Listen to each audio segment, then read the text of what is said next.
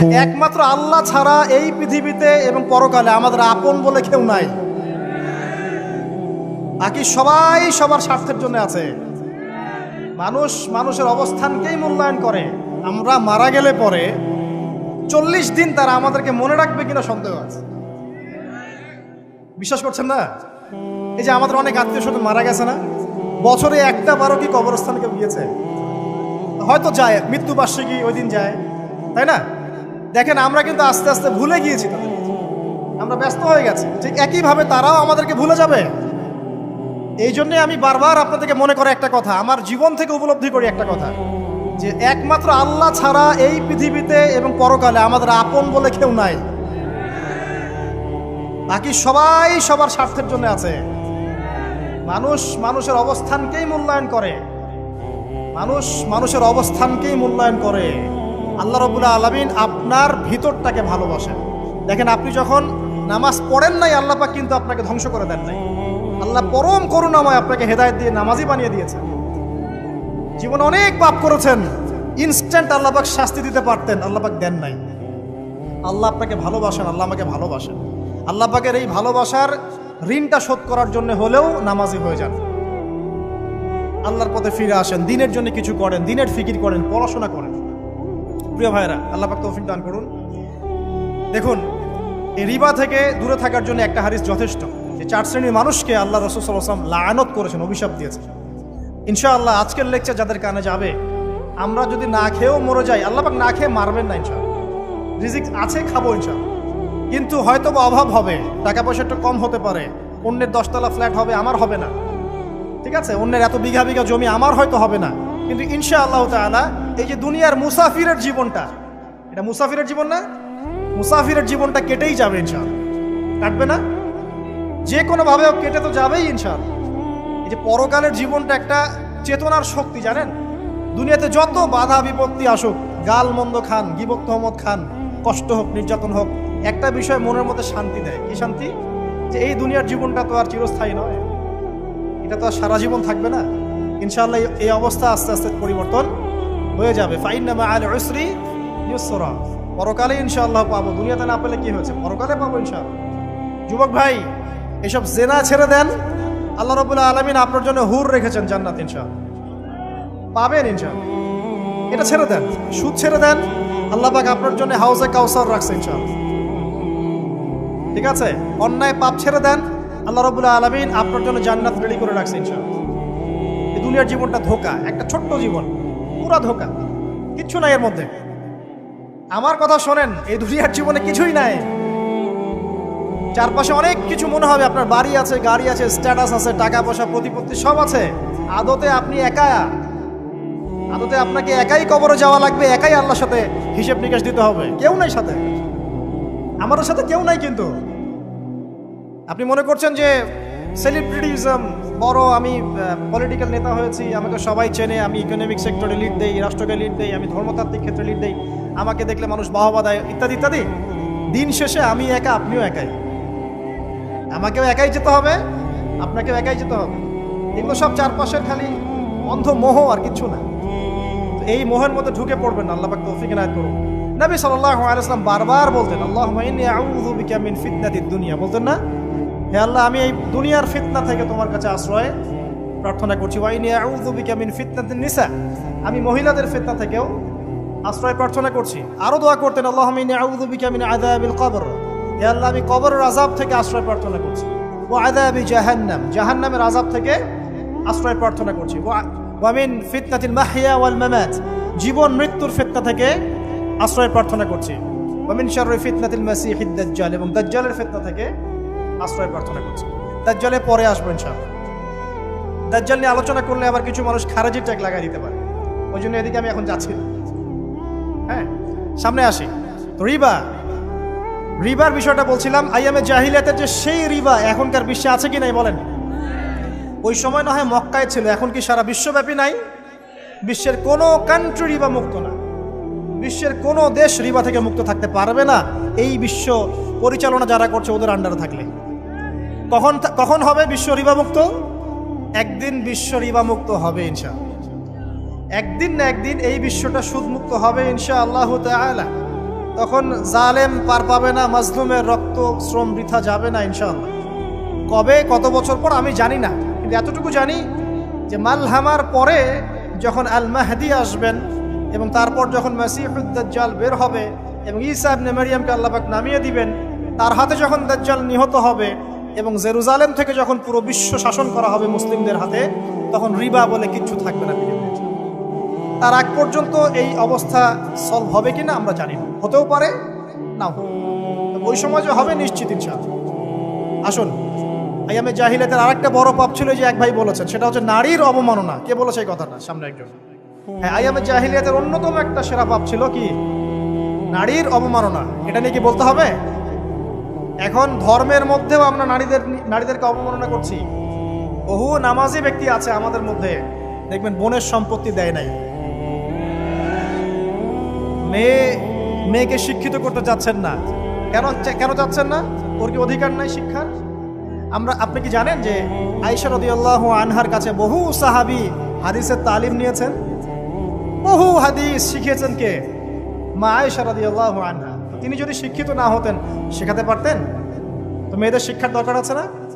হ্যাঁ, কি বিষয় দরকার? তাদের উপযুক্ত পরিবেশ নিশ্চিত করতে হবে, নিরাপত্তা, পর্দা এগুলো নিশ্চিত করতে হবে। তারপরে মেয়েদেরকে আপনি অবশ্যই শিক্ষিত করুন। ঘরের কোণে বসে রাখতে কে বলেছে? আপনি নিরাপদ পরিবেশ দেন, পর্দা দেন, তারা মাদ্রাসা যাবে, পড়াশোনা করবে। ঠিক আছে?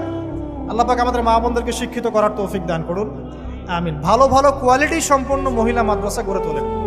আর মেয়েরা যদি শিক্ষিত না হয় তাহলে আমাদের বাড়ির বউরা শিক্ষিত হবে। আর বউ শিক্ষিত না হলে আপনি একা শিক্ষিত হয়ে লাভ নাই। তখন ওই যে বললাম টর্চার সেল, ওই টর্চার সেলে ঢুকতে হবে আর কি। কথা বুঝতে পারছেন না? আগে বিয়ে শাদী করেন, বুঝবেন ইনশাআল্লাহ।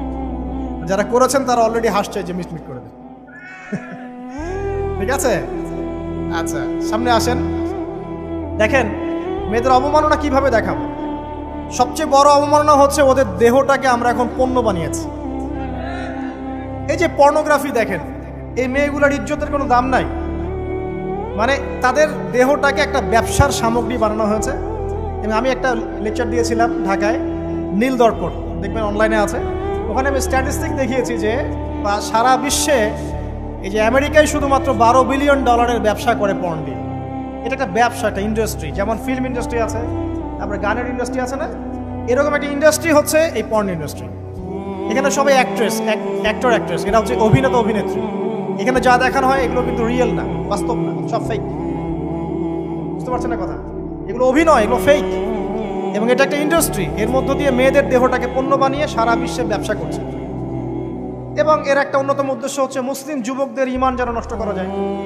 কারণ মুসলিম যুবকদের ঈমান চলে গেলে তারা নিশ্চিন্ত যে ওদের পথে আর কেউ বাধা নাই। কারণ ওদের এই জুলুমের পথে বাধা যদি কেউ দিতে পারে তাহলে কারা দিবে? মুসলিমরা। আর মুসলিমদের মধ্যে সবচেয়ে শৌর্য বীর্য কাদের মধ্যে থাকে? যুবকদের মধ্যে। যুবকদের ঈমান যদি চলে যায় তাহলে এদের আর কোনো সমস্যা নাই। এই বিষয়টা খেয়াল করবেন যে এটা একটা ইন্ডাস্ট্রি। সো এখানে আমরা মেয়েদের দেহটাকে আমরা কি বানিয়েছি? পণ্য বানিয়ে দিয়েছি। আর এখন তো চলছে কাপড় খোলা সংস্কৃতি। প্রত্যেকটা সেক্টরে আপনি গিয়ে দেখবেন মেয়েদের ইজ্জত, সম্মান, আব্রুটাকে উন্মুক্ত করে এটাকে দিয়ে আমরা বিজনেস করছি। এটা একটা বিজনেস। এখানে সমাধান কি? সমাধান আয়েশা রাদিয়াল্লাহু আনহা। সমাধান কে? সমাধান ফাতিমা রাদিয়াল্লাহু আনহা। সমাধান কে? সমাধান খাদিজা রাদিয়াল্লাহু আনহা। আমাদের মা, আমাদের বোন, আমাদের স্ত্রীদেরকে তাদের মতো করে মানুষ করতে হবে, গড়ে তুলতে হবে ইনশাআল্লাহ। দেখবেন নারীর সত্যিকারের সম্মান নিশ্চিত হবে ইনশাআল্লাহ। ইসলাম কি কখনো বলেছে যে মেয়েরা কাজ করতে পারবে না, পড়াশোনা করতে পারবে না ইত্যাদি? এই নাস্তিকরা তো ঠুনকো যুক্তি দিয়ে আক্রমণ করে। কে বলেছে? সমস্যা এমন ইসলামিক স্টেট আছে যেখানে একটা স্টুডিও, মনে করি স্টুডিও, ছবি তোলা হয়, কথার কথা, সেখানে সব কর্মী মহিলা, কোনো পুরুষ নাই। একটা মাদ্রাসা, সমস্ত কর্মী মহিলা, কোনো পুরুষ নাই। একটা স্কুল, সবাই মহিলা, কোনো পুরুষ নাই। ওখানে মেয়েরাই পড়ে, মেয়েরাই শেখায়। জায়েজ না? না জায়েজ? বলেন। একটা নিরাপদ পরিবেশে যদি মেয়েরাই মেয়েদের দায়িত্ব নিয়ে পড়াশোনা করায়, ব্যবসা করে, অন্য কিছু করে, জায়েজ না? না জায়েজ? তাহলে পরিবেশ নিশ্চিত করাটা হচ্ছে চ্যালেঞ্জ। ইসলাম বলছে না যে আপনি তাকে একদম অজ্ঞ করে রেখে ঘরের কোণে ফেলায় রেখে দেন, তাকে আপনি পড়াশোনাও শেখাবেন না, সম্পত্তির অধিকারও দিবেন না, কিছুই না। এগুলো ইসলাম কখনো বলেনি। বলেছে? আরে বোকা মানুষ! রাসূলুল্লাহ সাল্লাল্লাহু আলাইহি ওয়াসাল্লামের সময় তো মহিলা সাহাবীরা উহুদের যুদ্ধ করেছে। কি শুনলেন? রাসূল সাল্লাল্লাহু আলাইহি ওয়াসাল্লামের সময় মহিলা সাহাবী উহুদের যুদ্ধও করেছে।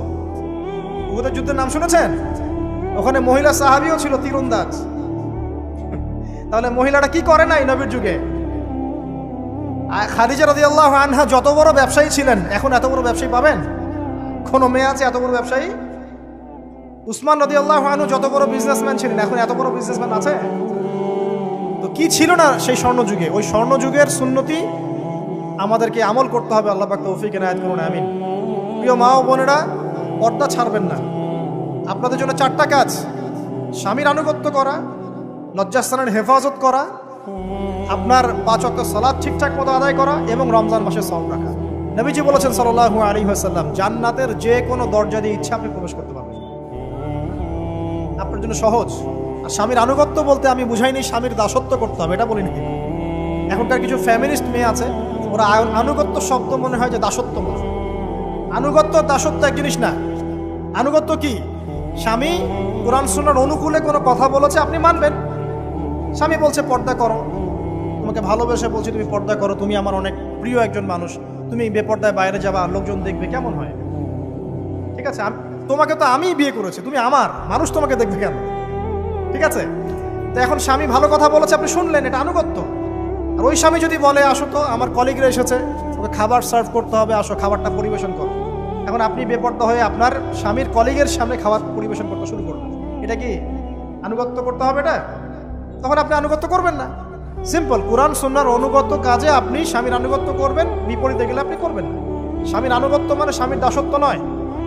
আর এই হাদিসটা আপনি কেন ভুলে যান যে আল্লাহ রাসূল সাল্লাল্লাহু আলাইহি ওয়াসাল্লাম বলেছেন আল্লাহ ছাড়া যদি কাউকে সেজদা করা যেত, সম্মান বুঝাচ্ছেন, আল্লাহ ছাড়া যদি কাউকে সেজদা করা জায়েজ হতো, আমি মেয়েদেরকে বলতাম যেন স্বামীকে সেজদা করে। কেন? কারণ আপনাকে রেসপন্সিবিলিটি, আপনার খাবার, আপনার ফুড, আপনার শেল্টার, আপনার মানে পুরো দায় দায়িত্ব নিজের হাড় ভাঙা পরিশ্রম দিয়ে, জীবনের ঝুঁকি নিয়ে স্বামী আপনার জন্য করে। সে আপনার সম্মান পাওয়ার যোগ্য তো? সে কি আপনার সম্মান পাওয়ার যোগ্য নয়? আপনি যদি সম্মানের হক আদায় না করতে পারেন তাহলে আপনি অকৃতজ্ঞ। আর অকৃতজ্ঞ মেয়ে কখনো জান্নাতে যাবে? একটা হাদিসে আছে বেশিরভাগ মেয়ে জাহান্নামে যাওয়ার অন্যতম কারণ হচ্ছে তারা স্বামীর সাথে কুফরি করে। কি করে? মানে সারা জীবন স্বামী ভালোবেসে যায়, ভরণ পোষণ দিয়ে যায়, সব চাহিদা পূরণ করে যায়, একদিন দেখবেন কথা কাটাকাটি হয়েছে, ওই দিন বলে বসবে যে তোমার কাছে আমি কিচ্ছু পাই না। এই যে কুফরি, এই কারণে তারা জাহান্নামে যেতে পারে বেশি। আল্লাহ হেফাজত করবে। আরেকটা কারণ হচ্ছে যে বেপর্দা। আপনাকে 4টা মূলনীতি ফলো করতে হবে। 1, এমন কোনো পোশাক পরবেন না যে পোশাকটা আটো সাটো, যেটা পরলে আপনার গায়ের কাঠামো বোঝা যায়। এটা বোরখা হলেও পরা যাবে না। আমি কি বুঝাতে পারছি? ডিজিটাল বোরখা দেখেন নাই? দেখছেন? মাশাআল্লাহ। আর কারা কারা দেখছেন? এদিকে চোখ বেশি যায় না? আচ্ছা, এমনি দেখা যায়, চোখ দিতে হয় না, এমনি দেখা যায়। ডিজিটাল বোরখা চলবে না, ডিজিটাল বোরখা চলবে না। আমার মত, এটা আমি মত দিচ্ছি, আমি আল্লাহর রাস্তায় সময় দিয়েছি অনেক দিন, এবং এখানে যে পর্দাটা শেখানো হয় এরকম পর্দা আমি অন্য কোথাও দেখিনি। এত চমৎকার পর্দা শেখানো হয়। কারা কারা সময় লাগিয়েছেন? 3 দিন 7 দিন সময় দিয়েছেন কারা কারা? বেশিরভাগই দেন নাই। সমস্যা নাই, দিতে হবে, আমি বাধ্যতামূলক বলিনি আপনাকে। বলেছি এখানে পর্দা শেখানো হয়, চমৎকার পর্দা শেখানো হয়, যে এখানে চোখটা পর্যন্ত তাদের ঢেকে রাখার তালিম দেওয়া হয়। যাই হোক, যেখানেই শেখেন, অ্যাটলিস্ট পর্দাটা শিখলেই হলো। এমন পোশাক হবে না যেই পোশাকটা আটো সাটো, যেটা পরে আপনার গায়ের কাঠামো বোঝা যায়। 2 নম্বরে এমন পোশাক পরা যাবে না যেই পোশাকটা পরলে বাহির থেকে ভিতরের অঙ্গ দেখা যায়। দেখেছেন? দেখেন নাই? দেখছেন হুজুর? আচ্ছা, আপনারা তো সব দেখেন দেখি। তারপরে 3 নাম্বার, এমন পোশাক পরা যাবে না যেটা অমুসলিমদের সাথে সাদৃশ্য আছে। কথা বুঝতে পারছেন? অমুসলিমদের ধর্মীয় বিষয়ের সাথে সাদৃশ্য আছে এমন পোশাক মুসলিম মেয়েদের পরা যাবে না। এর মানে এই নয় যে অন্য ধর্মকে আপনি আক্রমণ করবেন, এটাও নয়। যে যার ধর্ম তাদের স্বাধীনতা মতো পালন করবে। মুসলিমরা বাধা দিবে না। মুসলিমরা দাওয়াত দিতে পারে। কি করতে পারে? দাওয়াত দিতে পারে যে ভাই, যে লা ইলাহা ইল্লাল্লাহর কনসেপ্ট আপনাকে বুঝাচ্ছি, আল্লাহ ছাড়া কোনো মাবুদ নাই, মুহাম্মদ সাল্লাল্লাহু আলাইহি ওয়াসাল্লাম সর্বশেষ রাসূল, এই কোরআন পড়ুন, হাদিস পড়ুন, দেখুন এটাই হচ্ছে মানবতার মুক্তির সনদ। এরপর যদি সে ইসলাম কবুল করে আলহামদুলিল্লাহ, যদি না করে এর হিসাব কে দিবে? সে নিজে দিবে। এর হিসাব কি আমাকে দেওয়া লাগবে? দেওয়া লাগবে না। তো অমুসলিমদের সাথে সাদৃশ্য আছে এমন পোশাক চলবে না। আর 4 হচ্ছে পুরুষরা মেয়েদের পোশাক পরতে পারবে না, মেয়েরা পুরুষদের পোশাক পরতে পারবে না। জি, আপনাদেরকেই বলছি, আপনারা জিন্স পরতে পারবেন না, মেয়েদেরকে বলছি, এবং টি শার্ট পরতে পারবেন না। আপনারা ওই যে যা ইচ্ছা তাই ড্রেস পরে বলবেন যে 1000 বছরের সভ্যতা সংস্কৃতি, এসব বাজে কথা চলবে না এখানে। এটা 1000 বছরে কোনোদিনও আমাদের দাদা নানিরা এগুলা কখনো পরে নাই। করছে? আপনার দাদি কখনো ওইরকম পরছিল শাড়ি? তো যে বললো 1000 বছর থেকে পরে আসতেছে নাকি?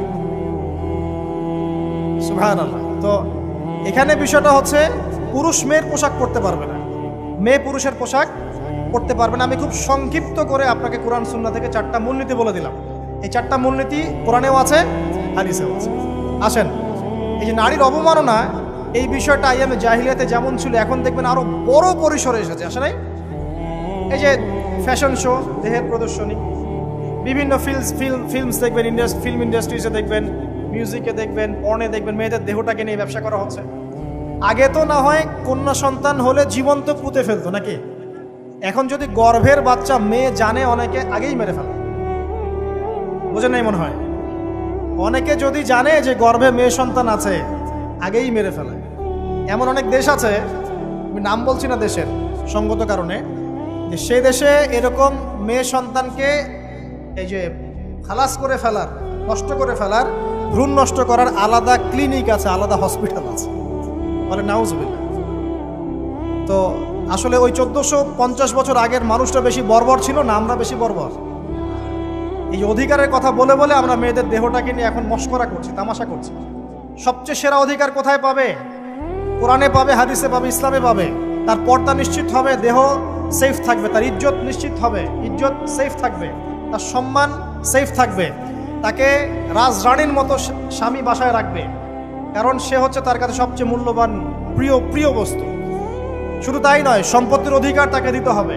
একজন মেয়ে তার ভাইয়ের সম্পত্তি পাবে, তার বাবার সম্পত্তি পাবে, তার স্বামীর সম্পত্তি পাবে, সব দিক থেকে সে সম্পত্তি পাবে। আর একজন ছেলে কিন্তু সব দিক থেকে সম্পত্তি পাবে না। এই বিষয়গুলো যখন এক শ্রেণীর মানুষ বোঝে না, তখন ইসলামের বিরুদ্ধে অহেতুক প্রপাগান্ডা চালানো শুরু করে। সবচেয়ে সেরা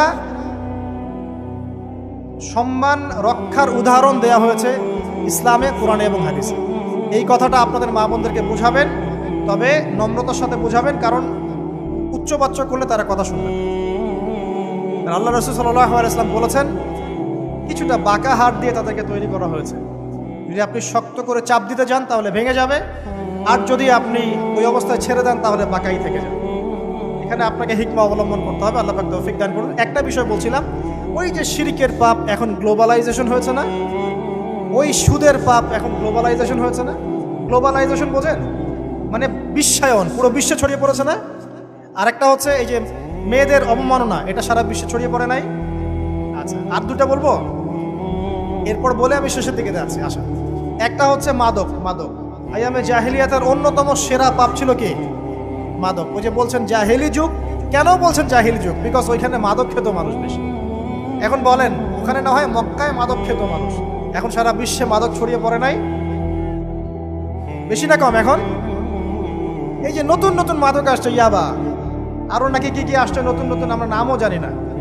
এই যে গাজার নাম জানি, ফেন্সিডিলের নাম জানি, আর কি কি আছে, হিরোইন বলেন, আর দু একটা, আফিম, আর কি আছে? হ্যাঁ, রেন্ডি, সুবহানাল্লাহ, এই নামও কখনো শুনি নাই আমি। আচ্ছা শোনেন, বিষয়টা হচ্ছে, দেখুন এই বিষয়টা কি হালাল না হারাম? আচ্ছা, এটাকে যদি আমরা হালাল করে নেই তাহলে কি হবে? কুফরি হবে না শিরক হবে? শিরক কুফর দুটোই হচ্ছে। কিন্তু এখন মক্কার কিছু মানুষ মাদক খেয়েছে বুঝলাম, আল্লাহ রাব্বুল আলামিন ধাপে ধাপে এখান থেকে বের করেছেন। প্রথমে বলেছেন মদ খেয়ে নামাজের ধার কাছে যেও না। হ্যাঁ, তারপরে বলেছেন এই যে মাদকে কিছুটা উপকার আছে কিন্তু বেশি ক্ষতি। তারপর বলেছেন খেয়ে নামাজের কাছে যেও না। তারপর ধাপে ধাপে শেষের দিকে এসে আল্লাহ পাক বলেছেন যে এটাকে ছেড়ে দাও। সূরা মাইদায় পড়ে দেখেন, এটা শয়তানের কাজ। তখন সাহাবায়ে কেরাম রাদিয়াল্লাহু আনহুম পুরোপুরি মাদক থেকে নিজেদেরকে মুক্ত করলেন। এরপরে কি কখনো তারা মাদক ছুঁয়েও দেখেছেন? বরং মাদকদ্রব্য সেবন করলে 40টা লাঠি বেত্রাঘাত করতে হয় ইসলামিক শাস্তি। কয়টা লাঠি? আর উমর রাদিয়াল্লাহু আনহুর সময়ে 40 লাঠিকে বাড়িয়ে 80 লাঠি করা হয়েছে। কত লাঠি? 80 লাঠি। কিন্তু আরো একটা পাপের শাস্তি আছে, বলবো? অপবাদ। এখন যেটা বেশি দেওয়া হয়, অপবাদ, মিথ্যা অপবাদ, সতী সাদী নারীর উপরে মিথ্যা অপবাদ, এর শাস্তি হচ্ছে 80 লাঠি। আবার 100 লাঠির শাস্তি আছে, 100 লাঠি। এটা কিসের জানেন? জিনা। জিনা এই যে যারা করছেন, এর শাস্তি হচ্ছে 100 লাঠি। তাও জনসমক্ষে দিতে হবে, গোপনে না। আর 1 বছরের জন্য এলাকা ছাড়া করতে হবে। রজম একটা শাস্তি আছে, রজম। এটা কি? রজম মানে পাথর নিক্ষেপ করে হত্যা। এটা তো বর্বর, তাই না? অমানবিক, মধ্যযুগীয়। এসব কথা শুনছেন না?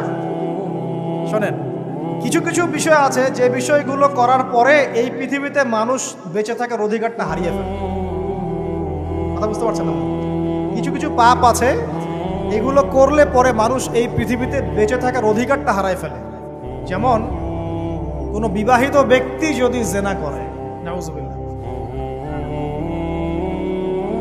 কোনো ছেলে যদি কোনো ছেলের সাথে যৌন সম্পর্ক করে, সমকামী করে, বা এটাকে যেটা গে মানে যেটা কি বলে, সমকামিতা, ঠিক আছে, এই কাজ যদি কেউ করে, নোংরা কাজ যদি কেউ করে, কোনো মেয়ে যদি কোনো মেয়ের সাথে এরকম কোনো কাজ করে, একই পাপ। এইসব পাপ করলে পরে এই পৃথিবীতে বেঁচে থাকার অধিকারটা সে হারিয়ে ফেলে। কথা কি বুঝতে পারছেন? আচ্ছা, তখন শাস্তি হচ্ছে আল্লাহ রাব্বুল আলামিন পাথর নিক্ষেপ করে হত্যা করতে বলেছেন। কারণ হচ্ছে সে এত গর্হিত একটা কাজ করেছে যেটা এই শাস্তি পাওয়ার সম্পূর্ণ যোগ্য। এবং কওমে লূত নামে যে কওম ছিল, ওই কওমটাকে আসমানে উঠিয়ে আল্লাহ পাক পাথর বর্ষণ করে এভাবেই শেষ করে দিয়েছে। জর্ডান একটা দেশ আছে না, জর্ডান, জর্ডানের পাশে ডেড সি নামে একটা জায়গা আছে, ডেড সি, মৃত সাগর। ওইখানে সাদুম নামে একটা গোত্র থাকতো। কোন গোত্র? সাদুম। ওই সাদুম গোত্র এরকম সমকামী ছিল। আল্লাহ রাব্বুল আলামিন লূত আলাইহিস সালামকে পাঠিয়েছিলেন, তারা হেদায়েতের বাণী শোনে নাই। আল্লাহ পাক ওদেরকে আসমানে উঠিয়ে পাথর নিক্ষেপ করে উল্টা দিকে দাফন করে দিয়েছে। কিছু কিছু পাপ আল্লাহ পাক সহ্য করেন না, আল্লাহ পাকের আরশ কেঁপে ওঠে। এই পাপগুলো সেরকম পাপ। কথা বুঝতে পারছেন? তো এই যে জিনা, পর্নোগ্রাফি, ব্যভিচার, পরকে, এগুলোর মধ্য দিয়ে আমরা নারীর অবমাননা করছি না? এবং ধর্মের মাধ্যমেও মাঝে মাঝে করছি, যখন আমরা ধর্মের নামে মেয়েদের অধিকার দিচ্ছি না। অনেকেই সম্পত্তির অধিকার দিচ্ছেন না, অনেকে শিক্ষিত করছেন না, অনেকেই আরো যৌতুক নিচ্ছেন না, যৌতুক নিচ্ছেন না অনেকেই। যে বিয়ের সময় যৌতুক নেয়, এটা তো মেয়ের উপর, মেয়ের পিতার উপর টর্চার করা, সম্পূর্ণ হারাম, সম্পূর্ণ হারাম। তারপরে দেখবেন, রিপোর্টগুলো পড়ে দেখবেন যে এই বছর 2000 কত, এটা 22, এই 22-এই গভর্নমেন্ট রিপোর্ট অনুযায়ী নিবন্ধিত প্রায় 1339টা ধর্ষণের মামলা হয়েছে। তো এটা এখন অ্যাভেলেবল, যে কোনো সব জায়গায় ধর্ষণ হচ্ছে, এখন অ্যাভেলেবল। মানুষ এটাকে স্বাভাবিক মনে করছে, এখন নর্মাল, নর্মাল ধর্ষণ হতেই পারে, মানুষ এখন এমন মনে করছে। প্রত্যেক দিন পেপার খুলবেন, দেখবেন রেপের খবর, প্রত্যেক দিন খবর শুনবেন ধর্ষণের খবর। আর সব খবর তো আসে না, আসে হয়তো 10%, 20%, 30%, বেশিরভাগই আসে না। এলাকায় মোড়ে মোড়ে দেখবেন, গ্রামে গঞ্জে শহরে বন্দরে খালি ইফটিজিং, ইফটিজিং দেখবেন, খালি ইফটিজিং। মেয়েদেরকে যৌন হয়রানি করা হচ্ছে, বাসে, অটোতে, টেম্পুতে, সব জায়গায়। বাসের মধ্যে মেয়েকে রেপ করে ফেলা হচ্ছে। একটা বাচ্চা মেয়ে যে বোঝেও না যে সেক্সুয়াল বিষয়গুলো কি জিনিস, ওকেও রেপ করা হচ্ছে। এই যে মহামারী, আপনি তো বুঝতে পারছেন না যে আমরা কোন সমাজে আছি। এই সমাজে আপনার মেয়ে তো সেফ না, আমার মেয়ে তো সেফ না। আমার মেয়ে, আপনার মেয়ের ভবিষ্যৎ কি হবে, এর ভবিষ্যতের নিশ্চয়তা কে দিবে? আপনার মেয়ের ইজ্জতের ভবিষ্যতের নিশ্চয়তা কে দিবে? এই নিশ্চয়তা দেওয়ার মতো মানুষ কোথায়, নেতা কোথায়? কারো ঘরের স্ত্রী, কারো ঘরের বোন, কারো ঘরের মেয়ে এখন সেফ না। যে কোনো জায়গায়, যে কোনো বাসে, ট্রাকে, ট্রেনে, অটোতে, সব জায়গায় হতে পারে। আর এগুলোকে আমরা প্রমোট করছি, এখন নগ্নতাকে প্রমোট করছি, পর্নকে প্রমোট করছি। এই নগ্নতা, পর্ন, এসব দিয়ে মানুষের মাথাটাকে পুরো জানোয়ার বানিয়ে ফেলা হয়েছে। পর্ন দেখাতে দেখাতে ছেলেদের মাথাটাকে জানোয়ার, পশু বানিয়ে ফেলা হয়েছে। এরা এখন বোঝে না যে মেয়ে কি জিনিস, মা কি জিনিস, বোন কি জিনিস, তাও বোঝে না। ভাই বোনের সাথে জেনা করেছে, চাচাতো বোন চাচাতো ভাইয়ের সাথে জেনা করছে, চাচাতো ভাই ফুফাতো বোনের সাথে জেনা করছে। রংপুরের খবর শুনলাম যে মায়ের সাথে ছেলেও জেনা করেছে। না, এগুলো কেন হচ্ছে? এই মহামারী কেন হচ্ছে? কি সমাধান দিবে? সমাধান ইসলামে ছিল, আমরা নেই নাই। সমাধান হচ্ছে, প্রথম সমাধান অশ্লীলতার মহামারী বন্ধ করতে হবে, পর্দা নিশ্চিত করতে হবে, পর্নোগ্রাফির সমস্ত সাইটগুলো বন্ধ করে ফেলতে হবে। আজকের নিউজ দেখেছি আমি, এটা আমি ধন্যবাদ জানাই বাংলাদেশ গভর্নমেন্টের যে তথ্য প্রযুক্তির যে সেন্টার আছে, প্রায় 26,000 পর্ন সাইট তারা বন্ধ করে দিয়েছে, আলহামদুলিল্লাহ। তো কথা বললে তো কাজ হবে, কথা না বললে কাজ হবে কিভাবে? 26,000 পর্ন সাইট তারা বন্ধ করে দিয়েছে। যখন সমাজের মানুষ পর্ন দেখতে দেখতে পশু হয়ে গেছে, আপনি বাইরে এই যে আলখাল্লা টুপি দাঁড়িয়ে পরে ঘুরলে লাভ আছে? ভিতর থেকে তো আপনি পশু। দেখবেন মসজিদ ইমাম সাহেব নামাজ পড়তে এসেছে, বাসায় পর্ন দেখে আসছে, নামাজে কোনো মনোযোগ নাই। দেখবেন টাপাটাপ নামাজ পড়ছে, কোনো মনোযোগই নাই, পর্ন দেখে। ইমানের আলোচনা করবেন, খুব লাফালাফি করলো, 2 দিন পর দেখবেন কোনো খবর নাই, পর্ন দেখতে দেখতে ভিতরটা শেষ, ড্যামেজ। পর্নোগ্রাফিতে যে একবার আসক্ত হয়েছে, তার মধ্যে ইমানের কোনো তেজই থাকবে না, কোনো তেজ থাকবে না। এখন আলেম জালেম সবার ফোনে ফোনে দেখবেন পর্ন চলে আসতেছে, কেউ দেখতে না চাইলেও তাকে দেখতে বাধ্য করা হচ্ছে। ফেসবুকে ঢুকবেন নগ্ন দৃশ্য, এই নগ্নতা দিয়ে, এই পর্নোগ্রাফি দিয়ে, এই যে মিডিয়ার মধ্যে দিয়ে প্রমোটিংটা দিয়ে ব্যভিচার ছড়িয়ে দেয়া, জেনা ছড়িয়ে দেয়া, অশ্লীলতা ছড়িয়ে দেয়া, পরকীয়া ছড়িয়ে দেয়, এর মধ্য দিয়ে নারীর সম্মান, দেহ, ইজ্জতকে আমরা এখন রাস্তার সাথে মিশিয়ে দিয়েছি। কিসের অধিকারের কথা বলছে? কিসের নারী অধিকারের কথা বলছে? খালি ডিগ্রি সার্টিফিকেট অর্জন করতে পারলেই অধিকার হয়? আমার তো ইজ্জতই ঠিক থাকলো না, আমার অধিকার কোথায় থাকলো? একটা সার্টিফিকেট অর্জন করার জন্য কলেজের মেয়েদেরকে বড় বড় নেতার বেডরুমে ঢুকানো হচ্ছে, দেখেন নাই? তো একটা সার্টিফিকেট অর্জন করতেই হবে আমাকে, নিজের ইজ্জত বিক্রি করে দিয়ে হলেও আমার সার্টিফিকেট অর্জন করতেই হবে। লাথি মারি এসব পড়াশোনার পিছনে, দরকার নেই আমার পড়াশোনা। হচ্ছে বাসায় এলাকায় এলাকায় মহিলা মাদ্রাসা করেন, মাদ্রাসায় মেয়েদেরকে পড়ান। আমি খুব দুঃখের সাথে বলছি, অনেক মাদ্রাসাতেও এরকম ঘটনা কিন্তু ঘটেছে না? এখানে একটা কথা আমরা পরিষ্কার করতে চাই, সেটা হলো যে পাপী, রেপী, ধর্ষণী, সে আলেম করুক আর জালেম করুক, ইমাম করুক আর জালেম করুক, ফাসেক করুক, সবাইকে সমান শাস্তি নিশ্চিত করতে হবে। আর শাস্তি হবে দৃষ্টান্তমূলক, যেন আরো 10 জন দেখে শিক্ষা নেয়।